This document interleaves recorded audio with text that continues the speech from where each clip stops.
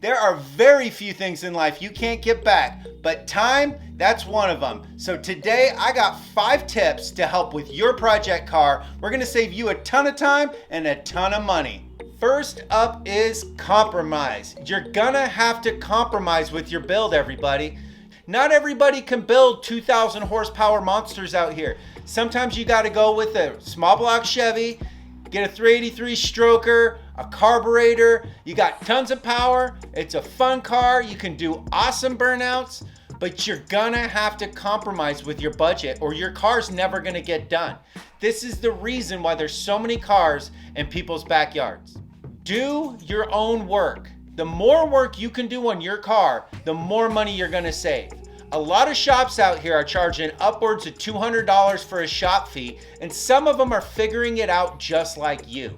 So take it into your own hands, do your own work, and then you'll know your car inside and out, and you'll be able to do those little things to the car that a lot of other people wouldn't do to your car. You don't need top tier tools to work on your car. This is a mistake a lot of people make. You can go broke buying top tier tools. Husky tools are totally fine, and if all you can afford is Harbor Freight stuff, just get it done, man. You can always buy better tools later as you need them. So just get yourself a good set of ratchets and a good set of wrenches. I like Husky stuff. Middle of the road works great. There's not much difference between a Snap-on socket and a Husky socket. So if you really want to get specific, buy a Snap-on wrench, but get the Husky sockets. Number 4, get a donor car. The donor car I got when I was building this cost me $1,000. And I got an entire interior from that car. I could have got the rear end, but I left it on there because I'm stupid.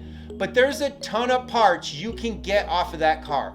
My front bumper, the trunk lid, the spoiler. I saved a ton of money. It can also save you a ton of time searching for those little tiny pieces that might be on the donor car you're gonna need for your build. Last but not least, this could be debatably the most important one, organization and labeling, especially on your electrical. You need to label all of your stuff. Label your bolts, put them in drawers. You can put them in bags with little pieces of paper that say what they are. You can wrap them up in tape and write on the tape with Sharpie, but be organized. My dad taught me to build the car on the ground next to the car in the order that your car's in. You want to plan and organize. The more planning and the more organization you do, the more fun you're gonna have.